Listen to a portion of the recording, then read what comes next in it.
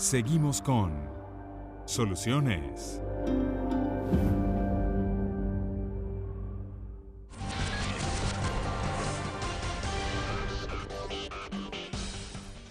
Divorcio, el tema que vamos a estar tratando el día de hoy acá en Soluciones, y para ello nos acompañan en el estudio los abogados María Montoya, abogado y directora de Legalis Caracas, especialista en Derecho Civil y Mercantil, y también Pedro Pablo Calvani, abogado y profesor de Derecho de Familia y Sucesiones. Bienvenidos ambos, gracias por haber atendido nuestra invitación a acompañarnos a tratar este tema tan interesante, complicado pero también interesante, el divorcio. Yo quisiera iniciar justamente solicitándoles que definamos qué es el divorcio, qué significa un divorcio. Empecemos por las damas primero, doctora. El divorcio es la disolución del vínculo conyugal o del matrimonio legalmente concebido.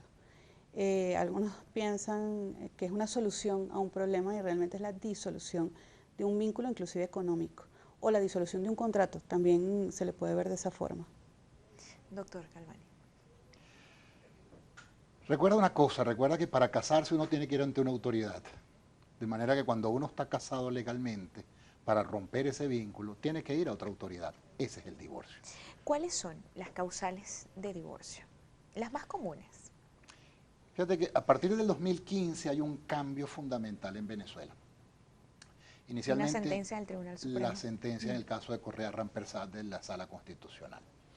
Inicialmente las causales eran las previstas, únicamente las previstas en el artículo 185. ¿Qué eran cuáles, doctor? Recuérdelas. Tienes adulterio, el abandono voluntario, tienes la sevicia, la injuria y el conato de corrupción y prostitución, tienes la farmacodependencia o la drogadicción, tienes la interdicción y está la sentencia, la condena penal.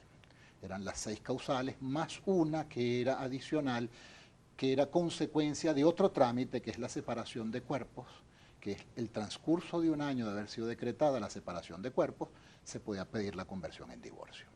Esas eran las causales cerradas. Si yo me quería divorciar antes del 2015, tenía que invocar una de esas causales, o varias.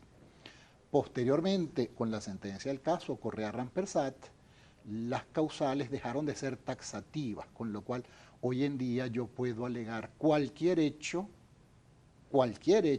que haga imposible la vida en común. Ese es el condicionamiento.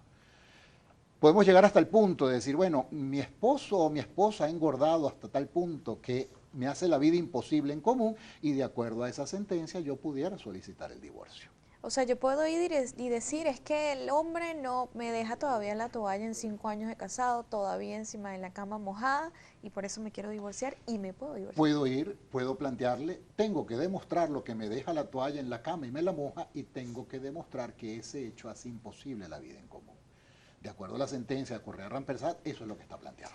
Esta sentencia se presentó en 2014, ya a partir de 2015, perdón, y pues a partir de allí, o partiendo desde esa sentencia, ustedes como abogados y también especialistas en esta materia, ¿han visto que han aumentado la cantidad de divorcios en el país a raíz de esta sentencia? No, la cantidad de divorcios ha sido muy alta. Siempre. Siempre. Y hay que recordar que había un trámite que simplificaba el divorcio para aquellas parejas que tenían más de 5 años de casados, que era el trámite del 185A. Okay. Esa fue una norma que entró en el Código del 82 como ejemplo de una tesis que se ha manejado del divorcio remedio. La gente hoy en día, y uno analiza muchas causas del 185A, y veía que a los 5 años y 2 días de casado ya se estaba presentando la solicitud.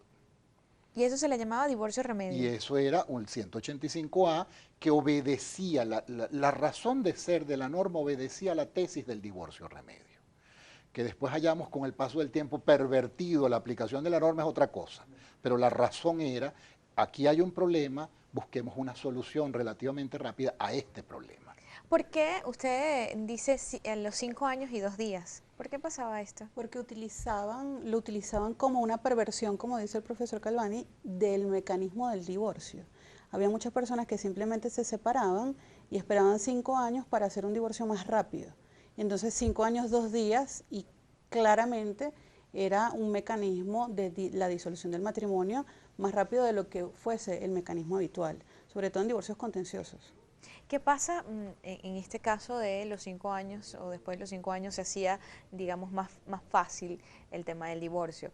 Pero vemos ahorita parejas jóvenes, recién casadas, que deciden divorciarse pues con una data de matrimonio corta.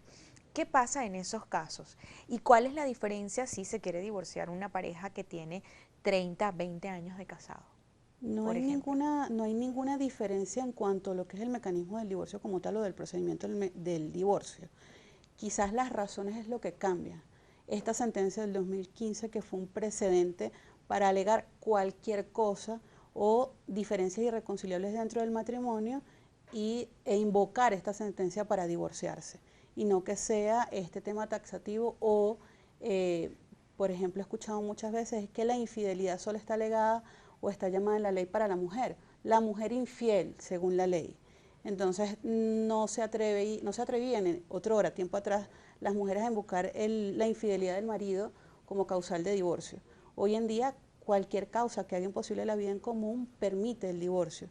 El mecanismo es el mismo si tienes 30 años de casado o si tienes 5, Okay. a menos que estén separados por más de 5 años. Se aplica entonces el divorcio por el 185A o la separación de bienes y cuerpos y luego se solicita la conversión al divorcio. El mecanismo sigue siendo el mismo.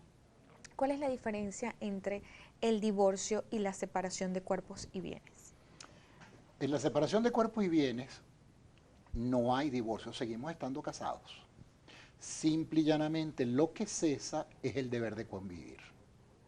O sea que tú estás en tu casa, yo estoy en mi casa, no convivimos, pero seguimos siendo una pareja matrimonial. Teníamos que esperar a que pase un año y luego de transcurrido el año es cuando podemos pedir ante un tribunal, ante el mismo tribunal, que convierta esa separación en divorcio. El divorcio sí es la ruptura del vínculo de una vez. O sea, en la separación de cuerpos, el decreto del tribunal es simplemente separación, usted sigue casado, pero está separado. En el divorcio, la sentencia del tribunal es queda roto el vínculo matrimonial. Ahora bien, yo puedo solicitar una separación de cuerpos y bienes y hay que esperar un lapso para iniciar un trámite de divorcio, o puedo estar en ese proceso de separación de cuerpos y bienes y detener el proceso y volver con mi pareja si así lo Sí, deciden. de hecho, ese lapso del año es utilizado para probar si la pareja luego quisiera retomar el matrimonio. Hay 2 audiencias de conciliación donde deben asistir los solicitantes para o ratificar o desistir del procedimiento. Hay mucha gente que por no saberlo no asiste a las audiencias y se entiende como desistido la solicitud de separación de bienes y cuerpos. También debemos recordar que se separan de cuerpos en la no convivencia y de bienes. En el momento de la admisión de la solicitud de separación de bienes y cuerpos, todo lo que yo adquiera y todo lo que él adquiera me pertenece y le pertenece y no está involucrado o no corresponde a la comunidad de gananciales. Ahora bien, doctor, me quiero divorciar y no sé qué hacer. Eso puede ser una pregunta común entre muchos de los venezolanos. ¿A dónde ir? ¿A quién buscar? ¿Qué trámites debo hacer? ¿Qué documentos debo presentar? Documento indispensable, la partida de matrimonio. Y si tienes hijos menores de edad, las partidas de nacimiento de los hijos menores de edad. ¿A dónde debo recurrir? Si yo me voy a divorciar, tengo que buscar un abogado. El problema se plantea muchas veces es, si voy a divorciarme y tengo que buscar un abogado, ¿cuánto me va a costar? Lo que pasa es que la gente también ignora que está la figura de la defensa pública. Yo puedo recurrir ante la defensa pública.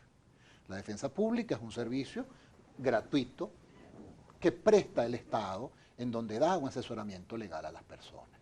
Y que puede estar en cualquier estado del país. La defensa pública debe estar en todos los estados del país y debe tener sus sedes regionales.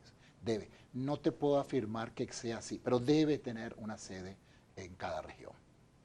Ahora bien, Entonces, ¿hago ese paso? Puedo ir ante la defensa pública, para que me preste los servicios de abogado y tengo que ir entonces a un tribunal.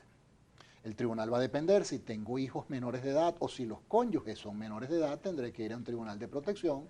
Si son mayores de edad y no hay hijos menores de edad, tendré que ir, dependiendo, aquí entran dos consideraciones. Si el divorcio es contencioso, tengo que ir a un tribunal civil de primera instancia. Si el divorcio no es contencioso, voy a un tribunal de municipio. Es decir, un divorcio por mutuo consentimiento o una 185A, voy ante un tribunal de municipio. Si voy a un divorcio donde voy a discutir en un juicio, tengo que ir ante un tribunal de primera instancia. Si me quiero divorciar y mi pareja no quiere divorciarse, en ese caso, ¿qué se hace? Ese es un divorcio contencioso. ¿Y qué Generalmente las debemos hacer? diferencias son económicas. No lograr ponerse de acuerdo en cuanto a los bienes que corresponde a cada quien. La partición de los bienes, qué es mío, qué es tuyo, cómo lo dividimos, esa pelea férrea que tienen los excónyuges con respecto a yo puse o tú pusiste. Eso es lo que coloca dentro de un cuadrado el tema divorcio en cuanto a pasar a ser contencioso. Cuando es de mutuo acuerdo, inclusive en el escrito que se solicita la separación de bienes y cuerpos se nombran los bienes que se tienen. Ya luego que se decreta el divorcio se pasa a la partición de esos bienes cuando es de mutuo acuerdo y no hay discusión o diferencia en cuanto a los bienes. Cuando la hay, entonces es el jaleo de a quién corresponde qué. Tenemos que hacer